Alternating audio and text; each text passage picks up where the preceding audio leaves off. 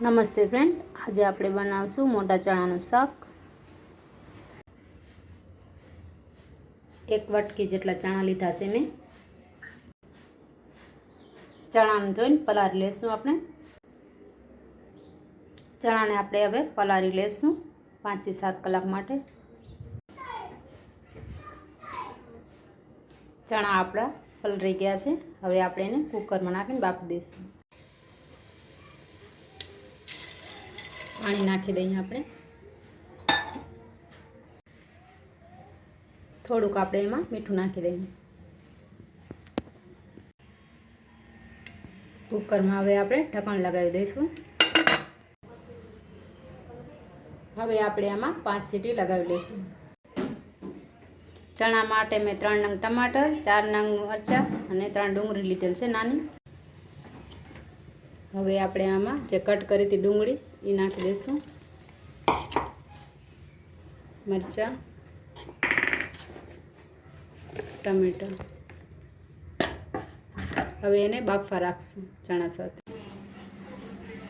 ચણામાં આપણા ડુંગળી ટમાટર સરસ બફાઈ ગયા છે। હવે એનો આપણે વઘાર કરી લઈએ। હવે આપણે આમાં તેલ નાખી દઈશું 1 ચમચા જેટલું। વઘાર માટે મેં અડધી ચમચી જીરું લીધું છે, 2 ટુકડા તજના છે, 4 લવિંગ છે અને 3 ટુકડા લાલ મરચાં છે।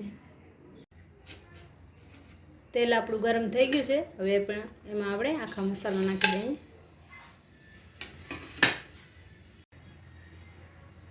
મસાલા આપણા શેકાઈ ગયા છે। હવે આદુ લસણની પેસ્ટ નાખી દઈશું અંદર।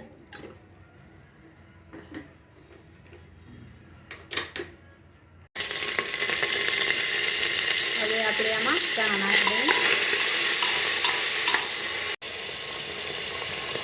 થોડી હળદર નાખી દઈએ। હિંગ નાખશું। હલવી લઈએ આપણે એને। ધાણા જીરું નાખી દઈએ અંદર આપણે 1.5 ચમચી જેટલું છે। લાલ મરચું નાખી દઈએ 1.5 ચમચી જેટલું। ચમચી જેટલો ગરમ મસાલો નાખી દઈએ। હલવી લઈએ। મસાલો શેકાવા દઈશું આપણે। આમાં આપણે બાફેલા ચણાનું પાણી જે વધ્યું હતું એ જ નાખ્યું છે, બીજું કોઈ પાણી નાખેલું નથી। અને થોડુંક આપણે હવે મીઠું નાખી દઈએ અંદર। અને હવે આપણે એને તેલ છૂટું પડશે ત્યાં સુધી રંધાવા રાખશું। શાક આપણું બની ગયું છે। હવે આપણે ગેસને બંધ કરી નાખીએ।